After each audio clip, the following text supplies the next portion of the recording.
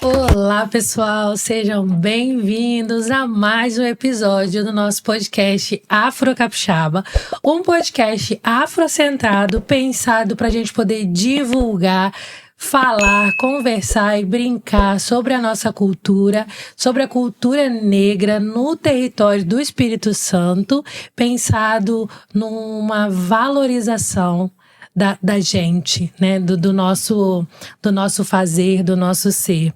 Antes de começar, esse podcast recebe o apoio da Prefeitura da Serra, da Setur, Secretaria de Turismo, Cultura, Esporte e Lazer, do Conselho Municipal de Cultura de Serra e do Fundo Municipal de Cultura de Serra, com o apoio financeiro da Política Nacional Aldir Blanc de Fomento à Cultura do Ministério da Cultura e do Governo Federal.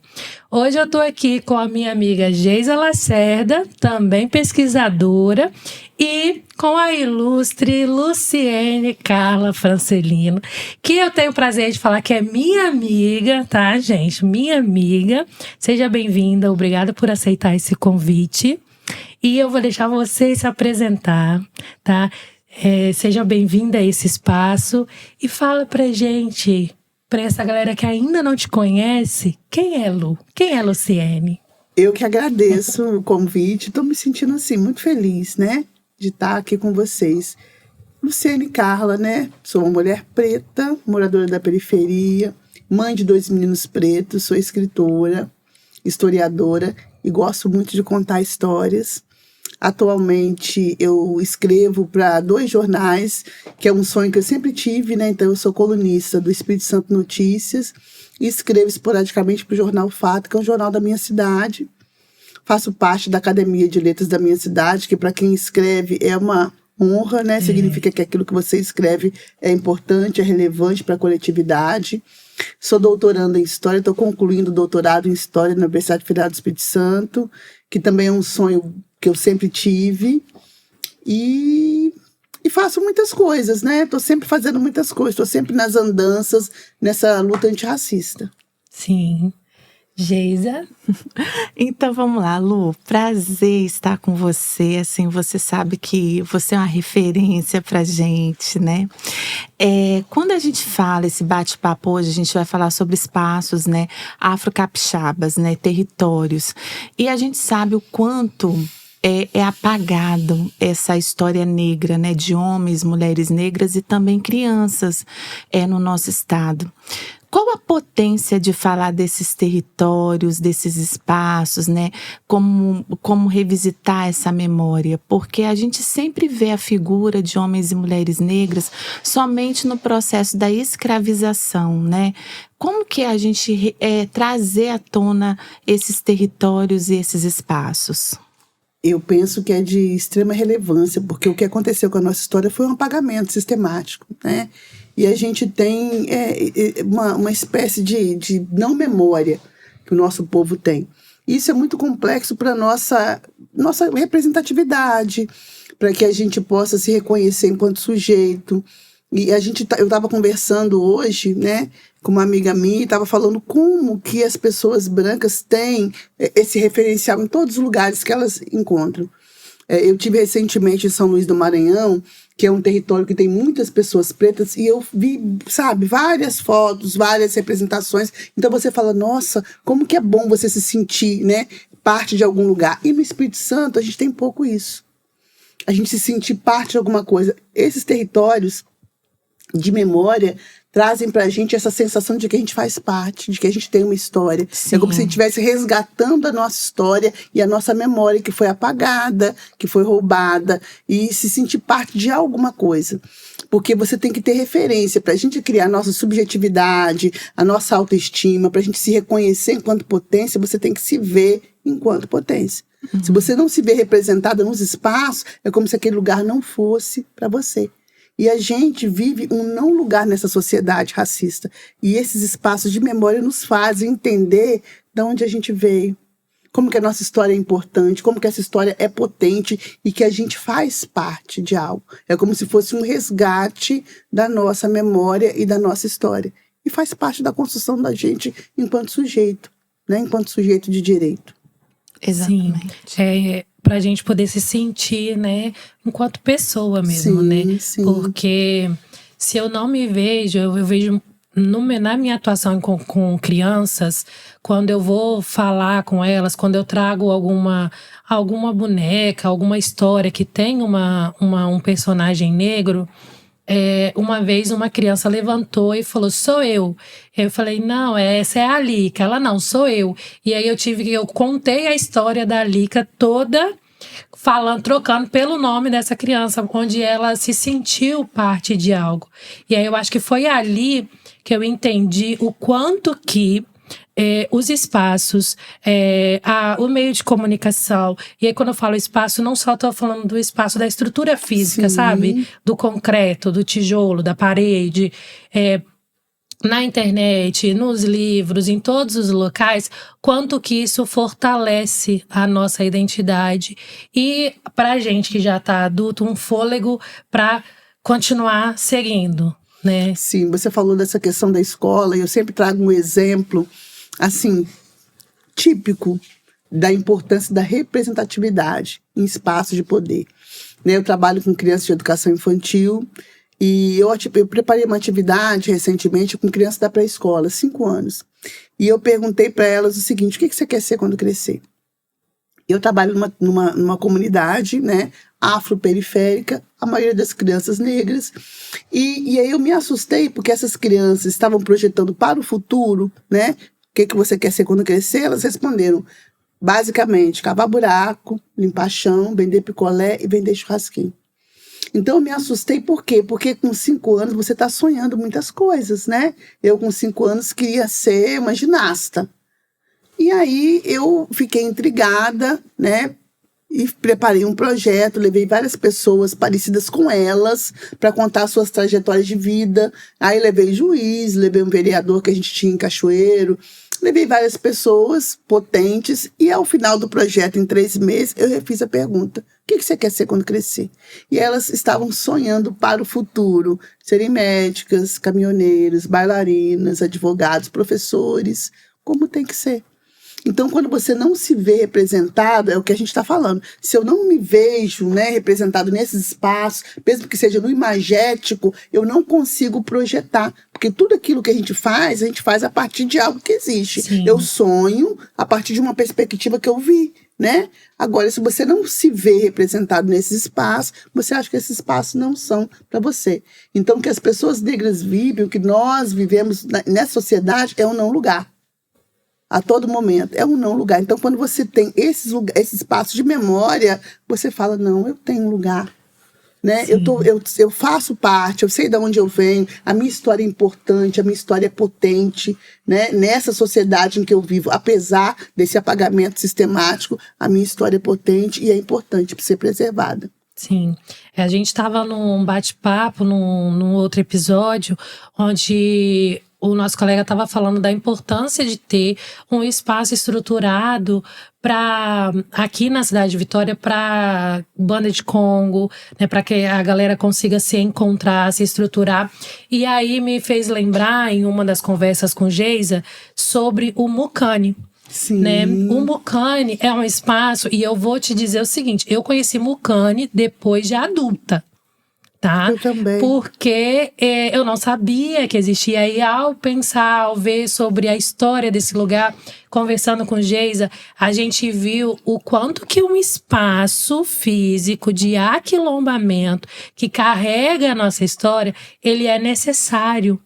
Não só para a gente fazer os movimentos, mas ter um espaço ali. Olha, foi feito, lutaram para que esse espaço existisse, para ele ficasse com as portas abertas, né, para poder nos guardar, para poder nos receber, para a gente poder divulgar cultura, para a gente poder aprender um pouco mais.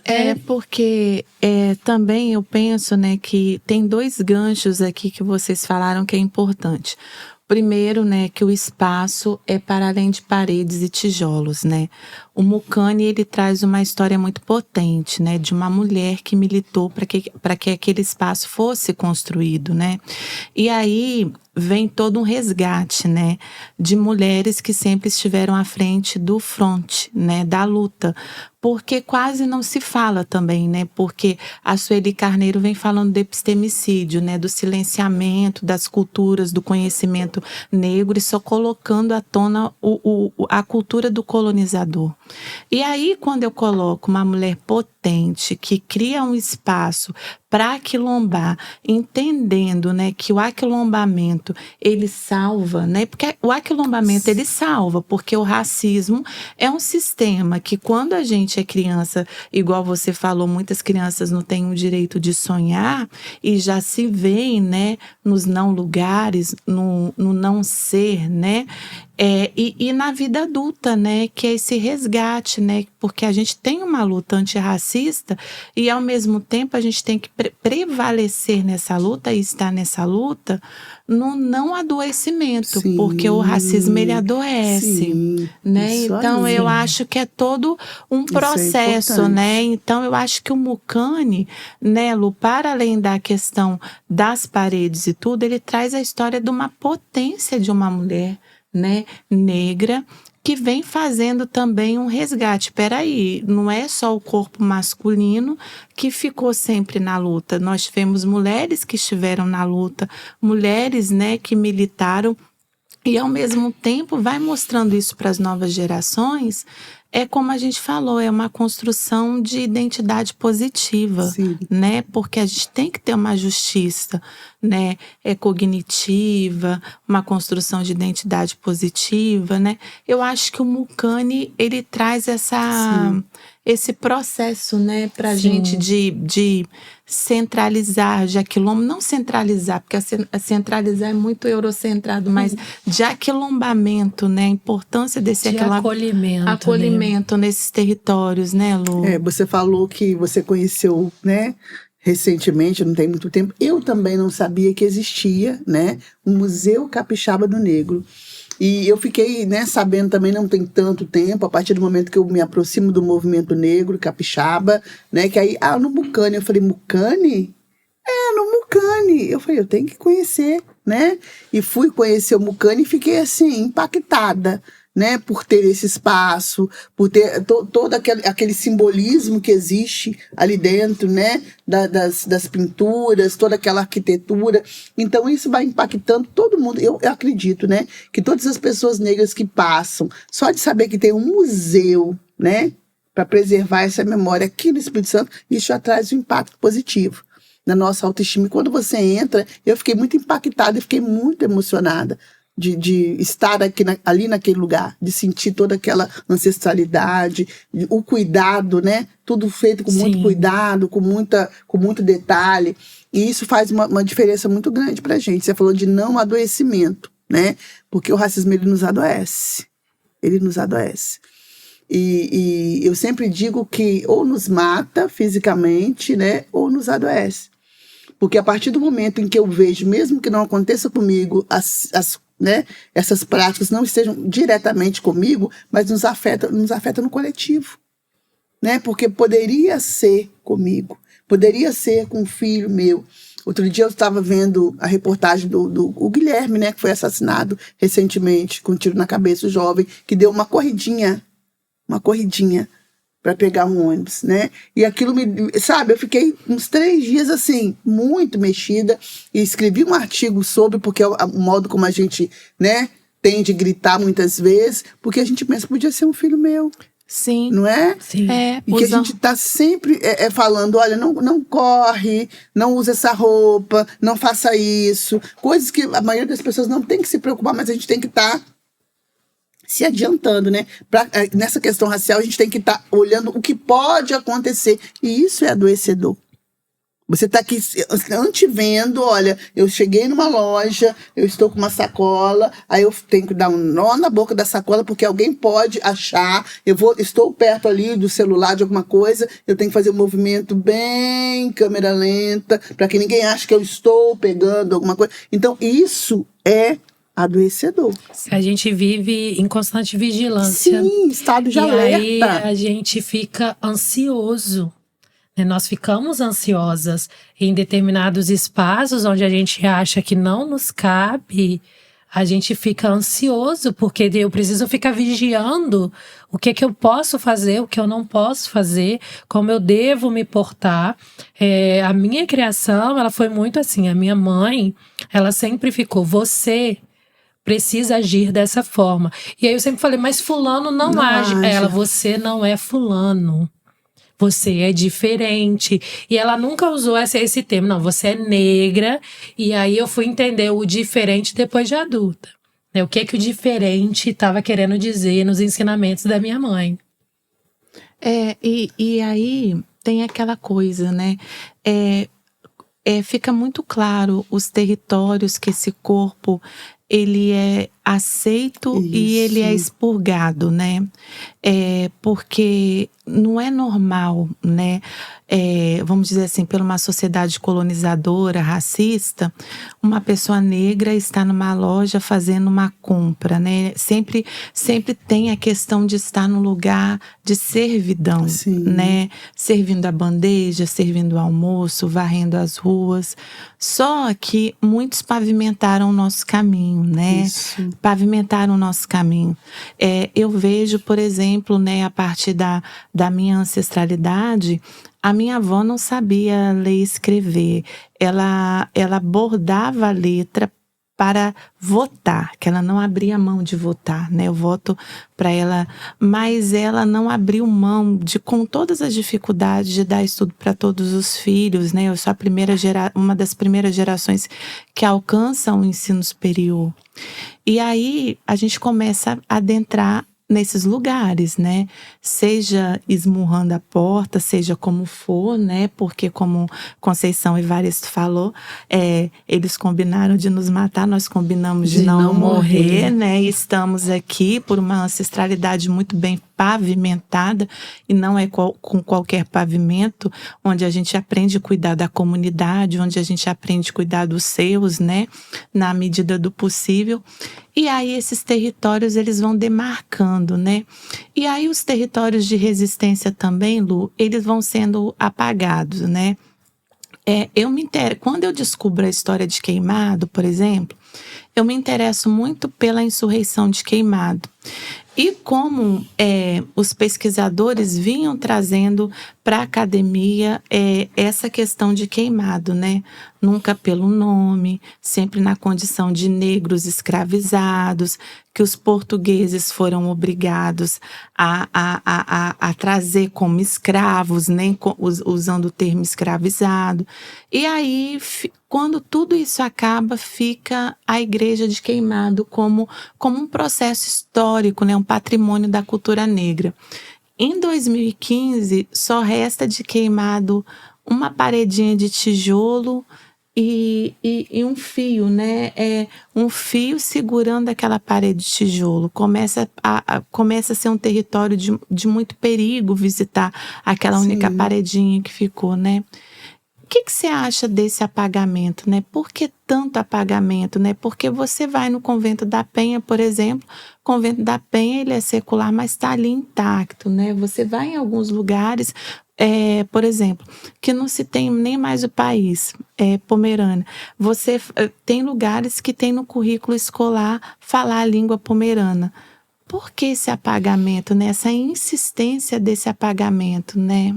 A gente observa que é a manutenção, é a tentativa, né, de continuar mantendo essa história colonial, elitista, e de, como você mesmo disse, Sueli Carneiro fala do epistemicídio, é continuar esse epistemicídio, esse apagamento histórico. Não tem interesse. Por que a gente vai exaltar a história de um povo que foi escravizado durante tanto tempo, a partir dessa lógica pejorativa? A nossa história, de um modo geral, ela é escrita a partir do olhar do colonizador. Então tem a necessidade, a tentativa de manter essa história. Nós temos feito esse movimento contra-hegemônico, né? Você tem feito esse movimento contra-hegemônico, eu tenho feito esse movimento contra-hegemônico, Rafa tem feito esse movimento contra-hegemônico, mas a gente sabe que quem sempre esteve no poder não quer abrir mão dele. Então, esses espaços de memória são espaços de resistência para os nossos. A partir do momento que eu, né, ou até mesmo que uma criança tenha acesso a essa história, como ela realmente foi, a história de Queimado, tem acesso a essa história do Mucane, ela vai entender quem ela é. E ela se fortalece enquanto pessoa. E fica muito difícil você oprimir uma pessoa que conhece a sua história. Sim. Que sabe do seu potencial, sabe do seu valor. Então, apagar, né, deixar acabar é uma maneira de apagar a nossa história. Porque a nossa história ela é escrita também a partir desses símbolos, desses movimentos, desses monumentos. Sim. Da mesma maneira que o Mucane, né, traz para mim essa representatividade para uma criança negra que passa e fala, tem um museu do negro, olha bem. Olha como que isso vai impactar a autoestima dessa criança. Então, eu acredito que seja um movimento intencional. Não é por acaso. Não é porque não tem verba. Não é porque a licitação não é. É um movimento intencional, como você mesma disse. Por que preserva a língua pomerana, as tradições pomeranas? Por que é tão valorizado as festas? E por que para as nossas festas não tem verba? Por que a gente é colocado nesse lugar da folclorização? Sim. Por quê? Não é? Na demonização. A cultura. Por que quando fala das nossas raízes, é sempre no lugar do folclórico, né? Do alegórico? Eu penso que é uma das manifestações do racismo. E que não é sutil para mim, não é sutil. Para mim é explícita, sabe? A gente consegue enxergar, assim, que o poder público também não se interessa, porque quem é que toma esses espaços? Quem é que estão? Quais gerações que estão há tanto tempo nesses espaços? Né? São gerações que sempre se beneficiaram, né, do trabalho análogo à escravidão, que exploraram pessoas, então não tem interesse de resgatar a memória. Para mim, é isso. Sim, e fica muito claro, né, que o apagamento, ele vai promovendo, né, toda uma estrutura, vamos dizer assim, a gente é professora, somos professoras, pesquisadoras e tudo mais. Então, quando a gente vai trabalhar com a criança um repertório, principalmente vinculado na Lei 10.639, a gente sabe a importância, né, e significado desse espaço, de falar que teve revoltas silenciosas, sim, que teve revoltas, né, que foram insurgentes, né, que houve insurreições, levantes e por aí vai. Mas aí a gente não tem um material pedagógico para dar subsídios.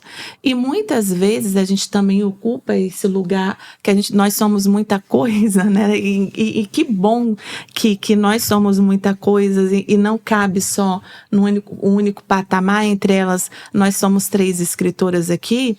Eu tenho olhado que a literatura tem sido esse lugar de respiro, onde o professor pode ter um aporte e revisitar esses territórios, né?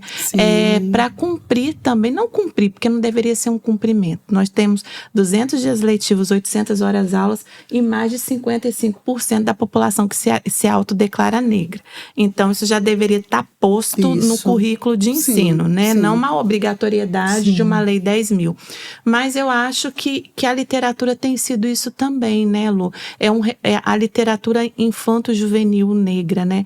Um revisitar para esse espaço, olhar para esses sujeitos como sujeitos históricos, de potência, né? Porque quando a gente olha a África em 2 páginas. Em alguns lugares ainda Egito é separado de, sim, África, né? Como se tivesse, né? No, sei lá onde, né? Exatamente. Não está em lugar nenhum. Exatamente. Vai colocando a mulher negra como não sujeito, né? No lugar de subhumanidade, sim, né? E a gente sabe da importância dela, como foi num processo de alforria, de luta, de militância e assim sucessivamente. Então, acho que a literatura, ela também é esse resgate, né? Esse espaço simbólico, né? A literatura negra infantil, infanto-juvenil, ela vem também como esse espaço para a gente poder valorizar os nossos saberes, sim, né? Para a gente poder... Tem muitas pessoas que falam a questão de que a literatura é toda a literatura, mas isso aí se a gente que eu ia fala... falar agora. Poxa, em toda a literatura eu não me vejo. A importância de demarcar esse espaço, sim, né? E por que demarcar esse espaço? Qual é a finalidade de demarcar esse espaço? Porque eu acredito que a gente não pode, que a gente tem que dizer, olha, é uma literatura negra, né? Não é o que a gente sempre fala também, não é só trazer personagens negros, né? Essa literatura traz uma representatividade, mas traz também uma ancestralidade, um modo de visão, uma cosmovisão de mundo diferente da Europa, da eurocentrada que a gente está acostumado. Então é importante a gente demarcar literatura negra, literatura afrocentrada, porque a gente não pode se diluir na literatura. Sim, né? Porque a literatura... gente dilui muita coisa, sim, né? Na verdade, tentam, né, nos diluir muita coisa. E aí, quando eu penso na questão da literatura, nós, enquanto escritoras, eu fico vendo a questão do... que a gente é para além de pele e cabelo. Sim. Porque quando a gente vai pensar em literatura, não, vamos então trabalhar, vamos então utilizar. E aí quem é a pessoa negra? É a pessoa que tem a pele negra e a pessoa que tem o cabelo crespo. Pessoa que tem um black power. E aí não tem uma história. Não tem uma história, porque a gente é um sujeito histórico, né? Sim. Construído, né, historicamente, e tem uma cosmovisão. Tem uma cultura para poder falar, né? Eu percebo muito nas literaturas que a gente constrói, quando você traz a Zuri, ela age no meio onde ela está inserida. Sim. Ela tem uma história, ela tem pessoas para poder conversar. É para além de tom de pele e cabelo. Quando você traz a Naya na panela modelada de barro, ela tem ali uma vivência, ela quer falar sobre aquilo. Para além disso. Né? Então, a gente vai demarcando esses territórios, demarcando essa literatura como uma forma da gente poder decolonizar. Sim, sim. E eu penso que, né, o Black Power, né, a nossa negritude, bacana, importante. Eu acho que foi o início desse movimento, né? Sim. Porque a gente precisava disso também. Precisava. Né? A gente não pode dizer, não é só isso, não é só isso, mas a gente precisava demarcar, ó, esse cabelo é black, né? A nossa pele, cara, é bacana. Isso é bacana, só que a gente tem que dar um salto maior, Sim, né? Trazer além disso, né? Porque senão a gente fica só nesse lugar, né? Trazer também a história e eu penso também que trazer os afetos. Sim. Né? Porque sempre nos foi negado isso. Afeto. Então, nós somos mulheres guerreiras, que trabalham, que fazem, mas a gente também precisa de afeto, de descanso. Exatamente. Né? E Carinho, de acolhimento. acalento. E eu penso que a nossa literatura traz tudo isso. Essa literatura que a gente tem produzido no Espírito Santo, essa literatura afrocentrada, essa literatura negra, ela traz essa representatividade do nosso cabelo black, mas ela traz também a nossa ancestralidade, porque fala, né, das nossas lutas, das conquistas, fala de queimado, fala da panela de barro, né, traz Zuri, que está em África, que está em todo lugar, mas também traz o afeto, né? Porque esse corpo negro muitas vezes não é lido como um corpo que merece o afeto. Né? E isso é muito importante que você está falando, Lu, porque quando a gente faz um resgate histórico até familiar, na questão das mulheres, é igual assim a dor. Nós temos que suportar a dor, né? E é um desconstruir constante, né? A dor do parto. É normal você sentir a dor do parto. Tipo assim, é normal o que fazem com você no parto. Aí você vai olhar na questão do parto, quanto racismo tem naquele processo de parto. Na questão do afeto, né? Que afeto nos é dado, né? Até que ponto a gente não fica numa relação abusiva por migalhas? Né? Que afeto nos é dado e que afeto nos é negado. É negado, exatamente. Quando a criança, né? A criança tem pesquisa falando sobre isso que eu bato na tecla. A gente não pode colocar a criança negra, não é segregando, mas fazer uma análise pedagógica igual se faz numa criança branca, porque a criança desde o berçário não é a criança que é pega no colo, se tá chorando é a criança que tá com pirraça, se faz xixi nas calças é porque foi mal educada, né?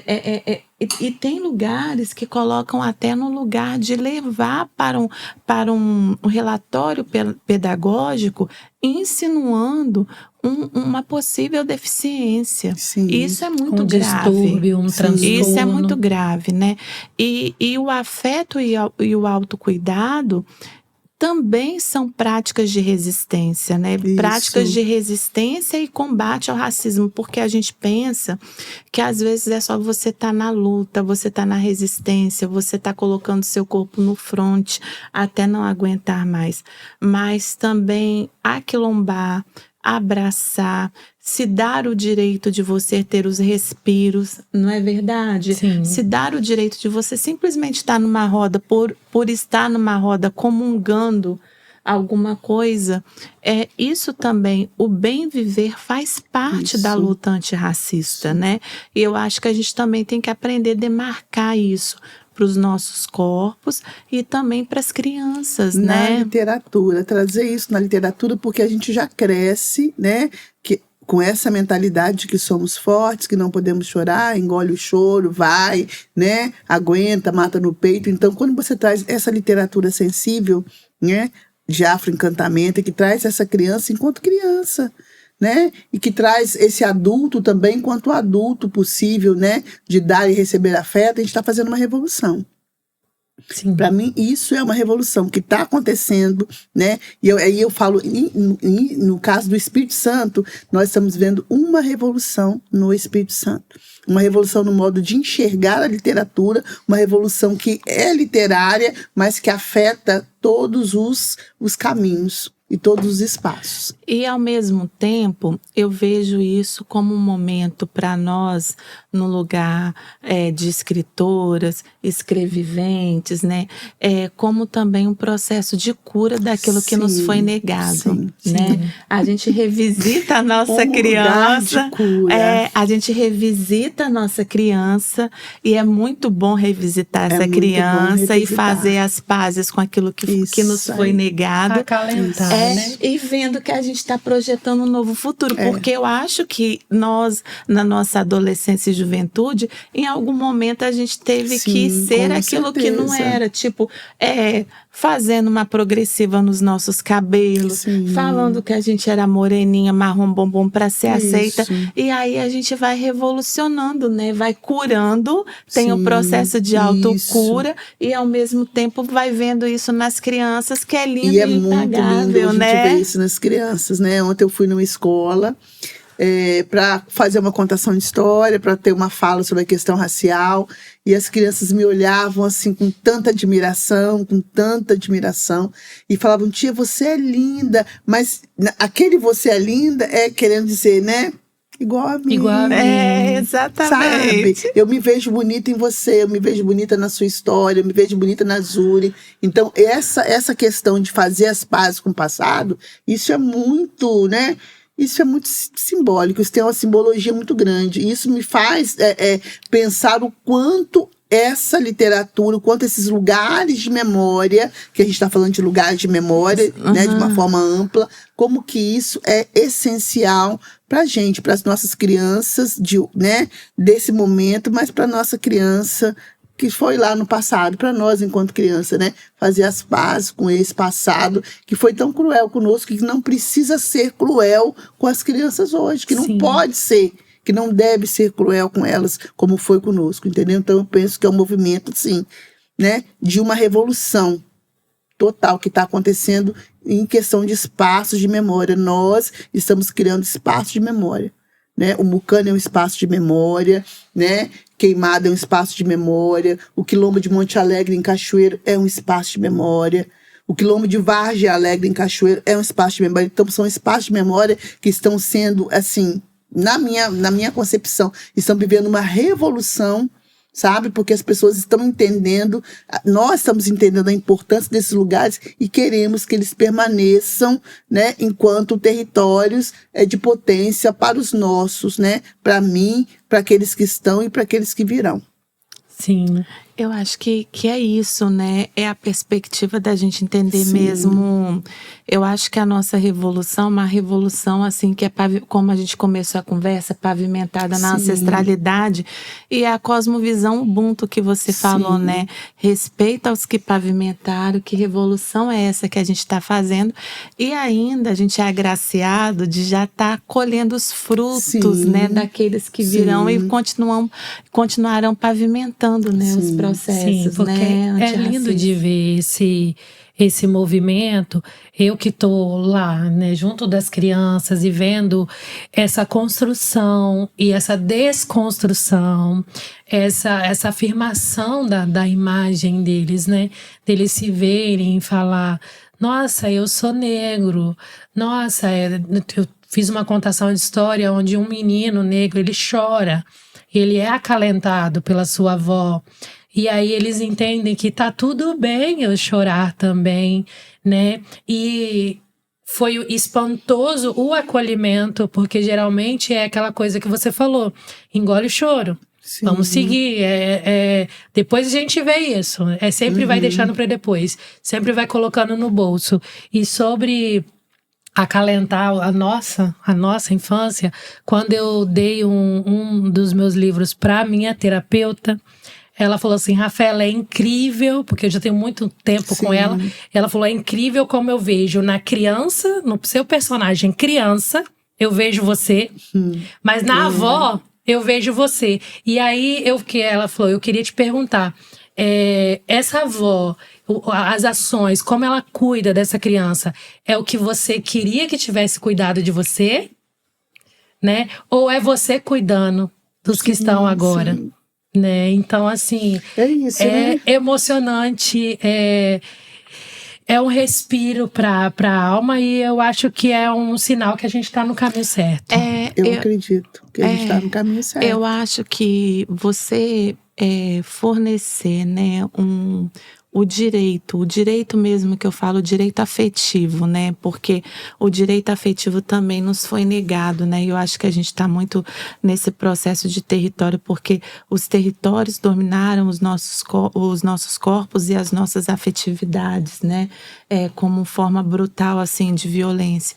E aí você começar uma literatura mostrando que aquela criança é cuidada, zelada, debaixo de um pé de árvore, podendo sentir o vento. Meu Deus, é algo assim, né? É algo assim que não tem muito o que falar. É só sentir e vivenciar mesmo esse processo, né? Sim, e pensando, né, no afeto, no cuidado, a gente, enquanto professora, enquanto esse material pode colaborar com movimentos antirracistas, sim. porque quando a gente vai estudar um pouquinho sobre sociedade, a gente entende que a educação ela acontece em vários espaços. Você tá lá em espaços não formais também, né?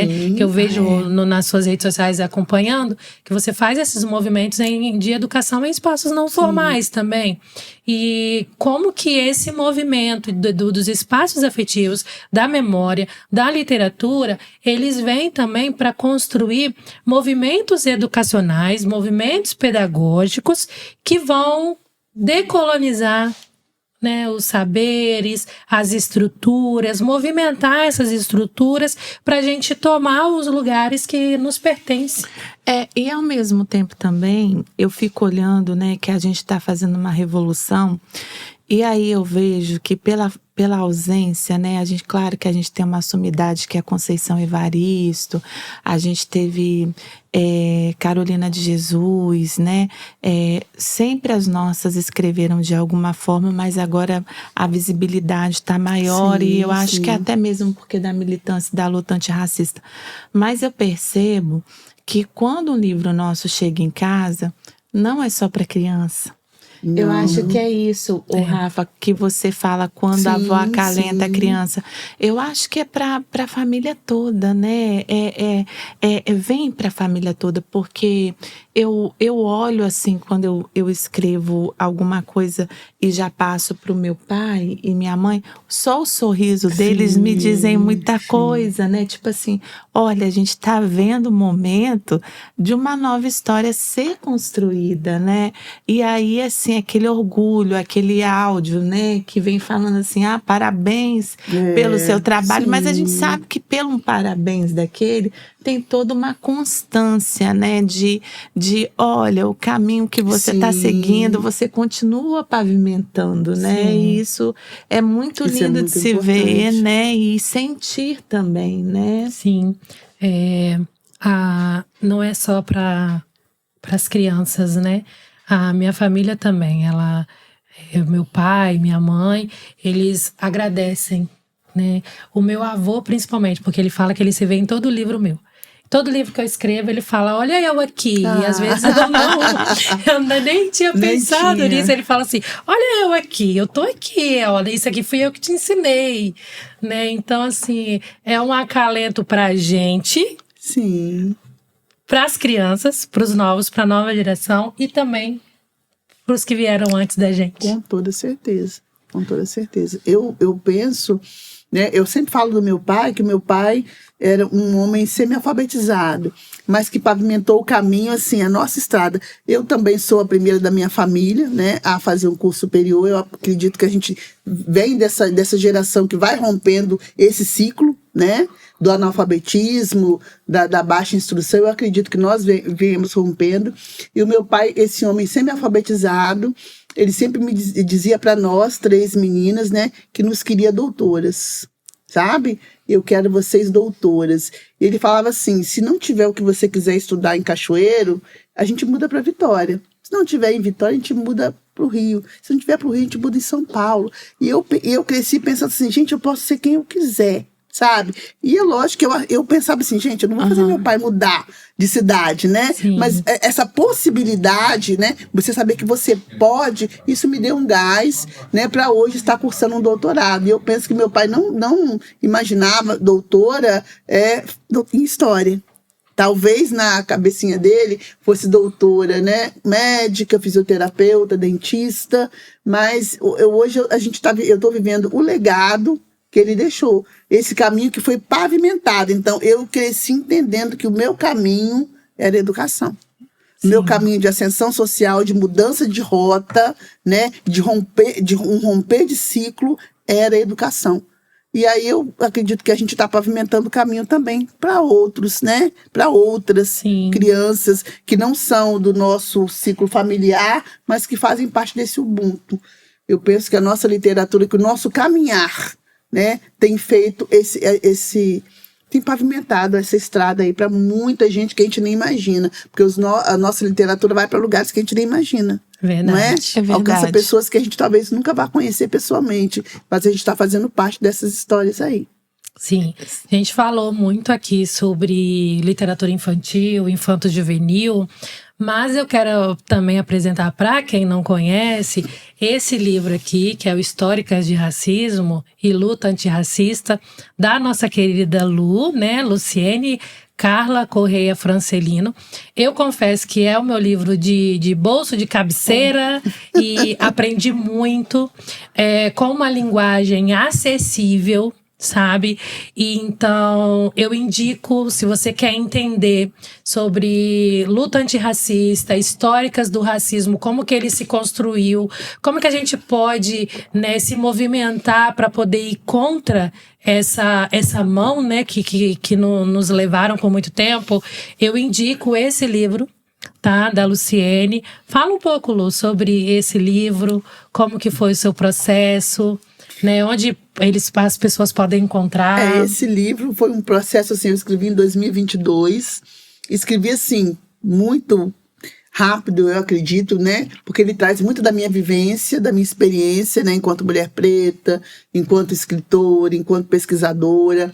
Eu tinha tudo isso na minha cabeça, e aí, vendo, assim, estava muito pungente na mídia, todos os dias, muitos casos mesmo de racismo, e eu percebi que as pessoas estavam naturalizando aquilo, sabe? Uhum. Não, mas é assim, de novo, como se fosse algo banal. Eu falei, não, né? Eu preciso falar para o maior número de pessoas possível. Eu queria pegar um holofote, né, um megafone, né, e sair gritando pela rua. Eu falei, gente, e o que eu tenho, né, a minha ferramenta, né, o meu campo de batalha sempre foi a escrita. Sabe? A escrita é aquele lugar que quando eu preciso gritar, né? Eu não sei o que fazer com o que eu sinto, eu escrevo. Então eu falei, é agora. E aí eu sentei, sabe? E escrevi tudo. Foi um grito. E aí eu trago nesse livro, explico, né? De forma assim, muito, muito simples, como que o racismo foi constituído na sociedade. de uma forma que todas as pessoas possam entender, seja uma criança de 11 anos, seja uma pessoa de mais idade, seja pessoa com muito letramento, com menos letramento, que todo mundo possa entender. Tanto que a minha mãe, né, leu e falou, nossa, entendi tudo.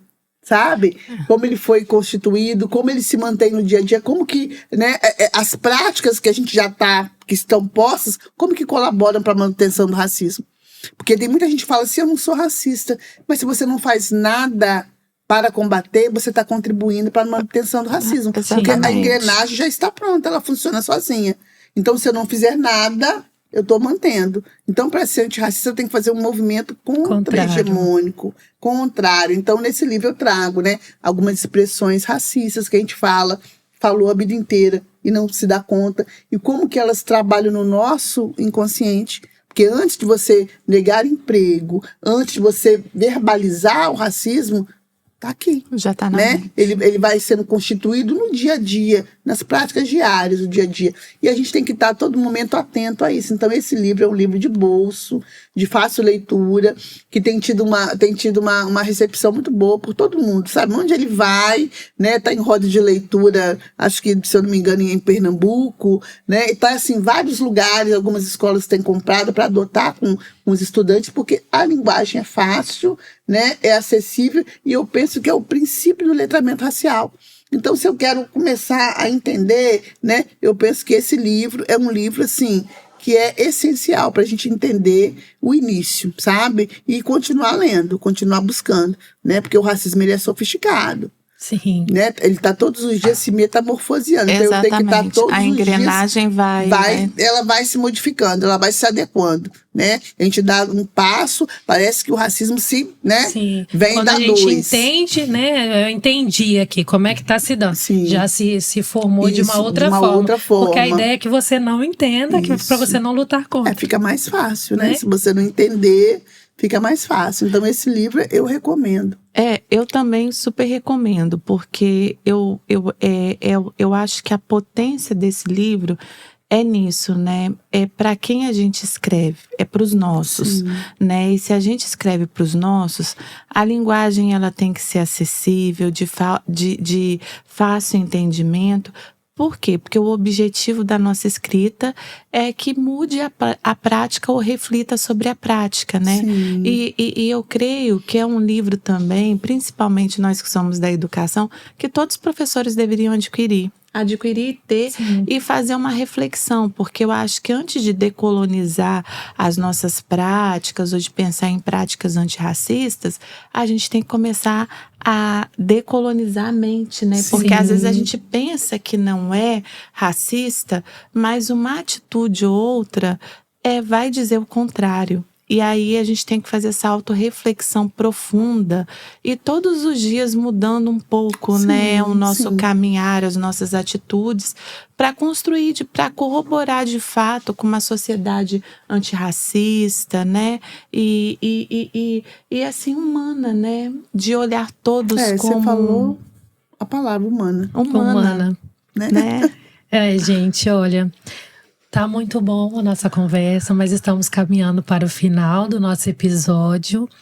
E quero deixá-lo para você fazer as suas considerações finais. Diz pra gente onde a gente pode te encontrar nas redes sociais. Se você tá precisando de alguém para poder fazer uma palestra, uma contação de história, uma formação, Luciene Carla é a pessoa para isso, tá? Então fala os seus contatos, como é que a gente te encontra. Tá joia. Bom, eu quero falar primeiro que esse bate-papo foi, assim, maravilhoso, me emocionei, né? Eu acabo me emocionando, e aí desculpa porque, né, acabei me emocionando aqui na nossa conversa, porque esse tema é um tema que reverbera dentro de cada uma de nós, né? Exatamente. Porque a gente está nesse processo, nós não estamos falando de algo longe, é algo que a gente está vivendo todo dia. Então, o racismo está aí todo dia, a gente está nessa luta todo dia, a gente não quer adoecer. Nosso objetivo é não adoecer, né? Estamos na luta, mas buscando esses lugares também de acolhimento, de refrigério. Isso é muito importante.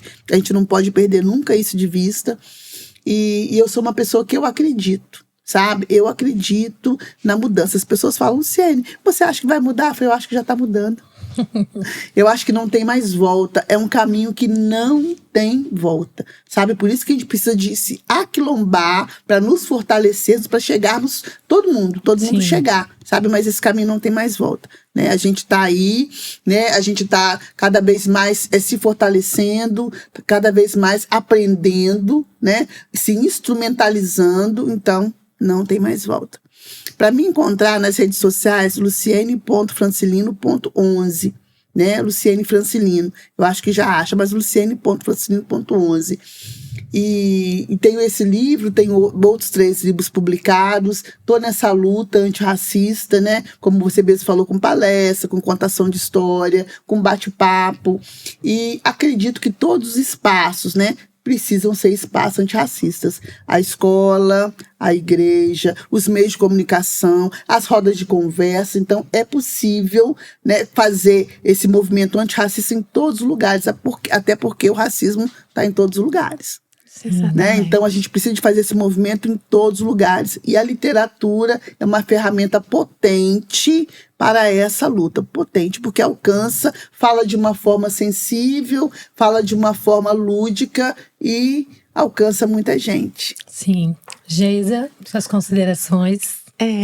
Obrigada por esse momento, Rafa. Obrigada, Lu. Assim, estar com vocês é muito bom sempre. Aquilombar, eu acho que para nós é um momento de afeto, de troca, de partilha, de muito aprendizado. A minha admiração por você, assim, só cresce a cada dia. Afeto, né? Também amor. Obrigada, Lu, pela sua disponibilidade, pelas suas palavras. E obrigada, Rafa, por esse momento. Obrigada, Lu. Obrigada, Geisa. Vocês são referências para mim. Ainda tô caminhando nesse processo e vocês são referências para mim. Obrigada por esse bate-papo. Acho que foi emocionante para todo mundo. Acredito que você daí também deve ter se emocionado. E nós nos encontramos, seja nas redes sociais, seja nos próximos episódios. Fique ligado. Compartilhe esse episódio com as pessoas que você acham que vão gostar do conteúdo, que precisam, né? Saber um pouquinho sobre esse conteúdo. E seguimos aqui com o encerramento de mais um episódio do podcast Afrocapixaba. Nos vemos por aí, nas redes e em outros locais. Muito obrigada.